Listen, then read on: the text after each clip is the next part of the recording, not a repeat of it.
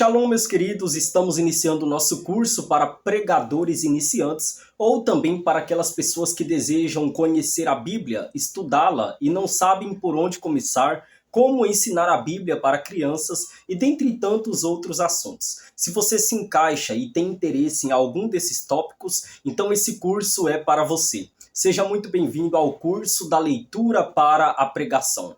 Para quem não me conhece, eu sou o pastor Marcos Marcena. Eu prego desde os 11 anos de idade. Foi nesse tempo em que eu decidi me tornar um pregador da palavra de Deus, ao ver a necessidade de pregadores comprometidos com a palavra dentro das igrejas. E de lá para cá, eu venho ganhando experiências com Deus no que diz respeito à vida espiritual, ao desenvolvimento como ministro da palavra. Dito isto, Deus tocou no meu coração para que eu estivesse ajudando pessoas, assim como você, a se desenvolver também ministerialmente. Logo, nós vamos começar essa nossa primeira aula. E o tema dessa aula de hoje é os 5 erros que as pessoas cometem ao ler a Bíblia. A Bíblia Sagrada é um livro extraordinário. Não apenas o mais vendido no mundo, mas a base de fé e prática cristã.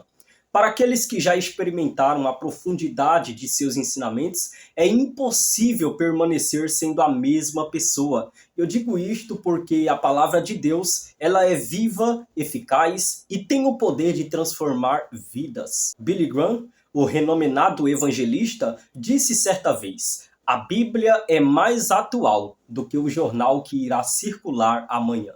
E sim, ele estava certo, porque embora a Bíblia tenha sido escrita há séculos atrás, as suas verdades permanecem relevantes e poderosas, independentemente do tempo. Porém, nós não podemos ignorar que a Bíblia também é um livro desafiador. A sua riqueza literária e profundidade espiritual exigem leitura atenta, compreensão do contexto e cuidado para evitar interpretações distorcidas. E pensando nisso, eu listei aqui 5 erros comuns ao ler a Bíblia, com orientações para ajudar você a evitá-los e a crescer no conhecimento e no amor pelas Escrituras. O primeiro erro é ler a Bíblia abrindo-a aleatoriamente. Pois é. Muitas pessoas têm o hábito de abrir a Bíblia de forma aleatória, esperando que Deus fale diretamente com elas por meio do primeiro versículo que aparece à sua vista. Algumas igrejas até incentivam pregadores a usarem esta abordagem. No entanto, essa prática é muito problemática. A Bíblia não foi escrita como um manual aleatório, mas como uma narrativa coesa e inspirada. Ao abrir as Escrituras de forma desordenada, nós perdemos a oportunidade de entender os contextos, as conexões entre os textos e o propósito que Deus quis comunicar ao seu povo através de sua santa palavra. E aqui eu abro um parêntese. Eu me lembro que logo no início do meu chamado, eu também tinha esse costume. Eu acreditava que abrindo a Bíblia do nada, Deus iria me dar justamente aquela palavra que ele queria comunicar ao seu povo.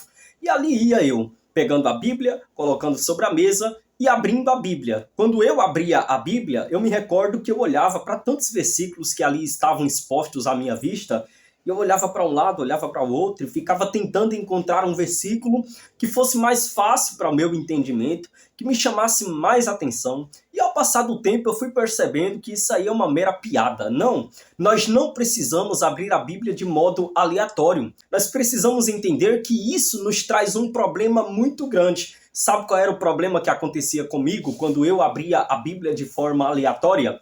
Eu me lembro que eu abri a Bíblia e depois de procurar tantos e tantos versículos que estavam ali naquelas páginas, eu simplesmente fechava a Bíblia e dizia: não, hoje eu não vou ler não, hoje eu não vou estudar não, o assunto hoje é muito chato, isso aí que eu abri, nada a ver, eu não entendo nada. E vinha um desgaste onde eu fechava a Bíblia pensando: não, eu não nasci para isso, eu não vou conseguir estudar a Bíblia, entendê-la de forma aprofundada, e dentre tantos outros problemas que vinha sobre a minha vida quando eu tinha essa atitude de abrir a Bíblia de forma desorganizada, aleatória. Uma leitura sistemática, isso é, organizada e sequencial, por outro lado, nos ajuda a construir conhecimento sólido e a compreender o plano de Deus de maneira ampla. Quem busca a sabedoria de Deus deve investir tempo em ler livros inteiros, capítulos em sequências e passagens dentro dos seus contextos. O segundo erro que muitas pessoas cometem ao ler a Bíblia é justamente em ler a Bíblia sem ler os contextos. Todo texto bíblico faz parte de um contexto maior, histórico, cultural e literário. Ler a Bíblia em partes desconexas, como um salmo hoje, um capítulo de Gênesis amanhã, um capítulo de Apocalipse no outro dia, pode levar a interpretações erradas. Por exemplo, ao estudar Gênesis, é essencial compreender a narrativa inteira para captar a profundidade da criação, da queda e da aliança de Deus com a humanidade. E essa mesma regra vale para qualquer outro livro. Conhecer o que vem antes e depois de uma passagem é fundamental para extrair o seu significado correto. Ler textos fora de contexto pode gerar mal-entendidos graves. Por isso, ao estudar um trecho, sempre investigue cuidadosamente o seu contexto com a maior quantidade de detalhes possível.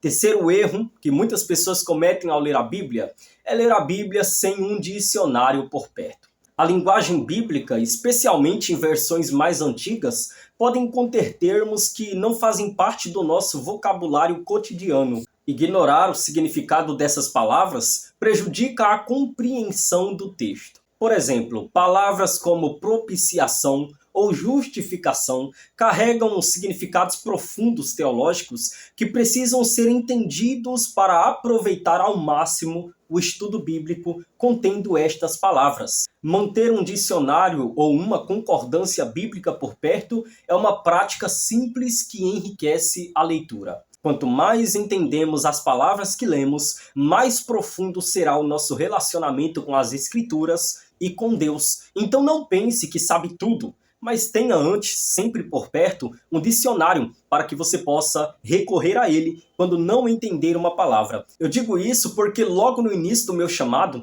eu muitas vezes estudei a Bíblia e eu via palavras que eu não entendia. E eu tentava continuar a estudar o capítulo sobre o qual eu estava lendo, mas eu não conseguia, porque eu ficava com essa palavra martelando na minha cabeça e eu ficava pensando, o que isso quer dizer? O que isso pode significar? Logo, eu perdia toda a conexão com o texto, eu não estava mais tendo linha de raciocínio para entender a mensagem sobre a qual eu estava lendo. Enfim, eu perdia todo o meu tempo de leitura e estudo simplesmente por causa de uma palavra. Pasmem, irmãos, por causa de uma palavra. Então, se há uma palavra sequer que você não entenda no texto bíblico sobre o qual você está lendo, não continue a sua leitura.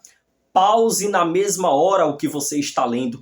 Pesquise no Google, pesquise em dicionários. O que isso significa? Para que depois de você entender o significado de tal palavra, você dê continuidade no estudo e na leitura que você estava fazendo. O quarto erro que as pessoas cometem ao ler a Bíblia é em ler a Bíblia em qualquer lugar. Estudar a Bíblia exige foco e atenção.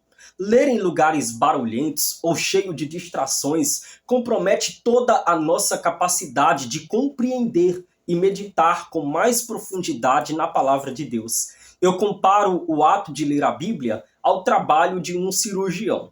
Imagine um cirurgião operando enquanto assiste televisão ou conversa com os seus colegas de trabalho. Isso seria impensável, pois ele precisa de muita concentração para efetuar esta cirurgia. Da mesma forma, quando nos dedicamos à leitura bíblica, nós devemos nos separar de distrações para nos concentrarmos totalmente em Deus e em Sua palavra. Logo, o conselho que eu lhe dou é: encontre um lugar tranquilo, reserve um tempo exclusivo e aproxime-se da leitura com reverência e devoção. Eu, particularmente, gosto de estudar no período da madrugada, a partir da meia-noite, quando eu quero levar a sério ali 4, 5 horas sem parar estudando. Eu pego ali das meia-noite até as 4, 5 horas da manhã. É o momento que eu mais aprendo. Isso porque eu dedico esse tempo total somente para estudar a palavra de Deus. Não tem criança correndo dentro de casa, né? Eu tenho uma filhinha de 5 anos de idade.